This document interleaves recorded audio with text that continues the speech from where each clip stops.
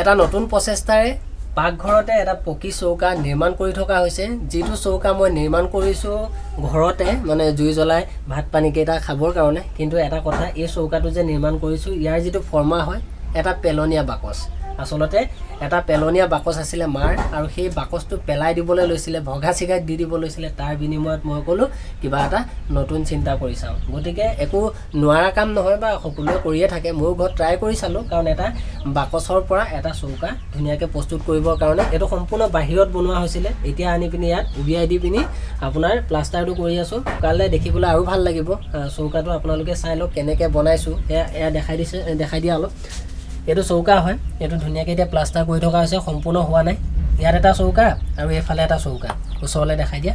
তাৰপিছত ইয়াত গেছৰ বাৰ্ণাৰত লাগি থকা ফ্ৰেমকেইটা আনি লগাই দিছোঁ, এটা আৰু ইয়াত এটা দুটা। আপোনাৰ ওপৰৰ পৰা যদি চাই তেতিয়া দেখিবলৈ পাব এই যিটো হোল হয়, যিটো ফুটা হয়, অকণমান ঠেক হ'ল যদিও ইয়াত খৰি সুমুৱাই জুই জ্বলাব পাৰিব, আৰু এইফালেও খৰি সুমুৱাই জুই জ্বলাব পাৰিব। এতিয়া কথা হ'ল, দুইটা চৌতে যেতিয়া ভাত বনাব তেতিয়া ধোঁৱাটো কেনি যাব, গতিকে এডাল পাইপ, আৰু এই পাইপডালেদি বাহিৰলৈ কানেকশ্যন দি দিছোঁ। এইফালেদি ধোঁৱাটো যাব, তাৰ কাৰণে মই এনেকৈ হোল এটা ৰাখি দিছোঁ। ভিতৰত এটা ফুটা আছে, আৰু সেইফালেদি ধোঁৱাটো গুচি যাব।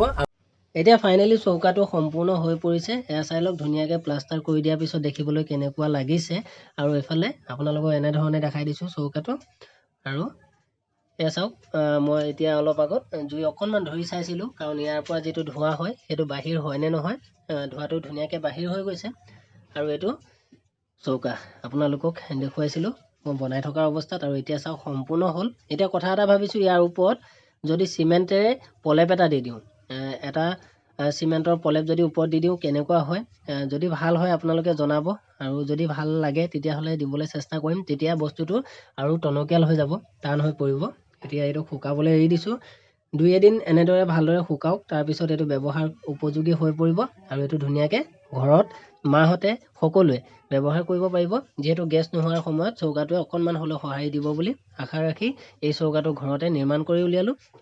যদিহে ভিডিঅ'টো ভাল লাগিল এটা লাইক কৰি দিব, আৰু ইমান কষ্টৰ ফলত তৈয়াৰ কৰা এই চৌকাটো মায়ে ব্যৱহাৰ কৰি নিশ্চয় ভাল পাব। গতিকে আপোনালোকে ভিডিঅ'টো পৰাপক্ষত শ্বেয়াৰ কৰি দিব। আৰু যদি আমাৰ ফেচবুক পেজটোলৈ নতুনকৈ আহিছে, কমেডিৰ লগতে এনেধৰণৰ বিশেষ ভিডিঅ'সমূহ পাই থাকিবলৈ চেনেলটো ছাবস্ক্ৰাইব কৰি ল'ব, আৰু তথা ফেচবুক পেজটো ফ'ল' কৰি ল'ব। তেন্তে পুনৰ লগ পাম এটা সুন্দৰ কমেডি ভিডিঅ'ৰ সৈতে। চাই থাকিব আমাৰ ভিডিঅ'সমূহ। আজিলৈ ইমানেই, ধন্যবাদ।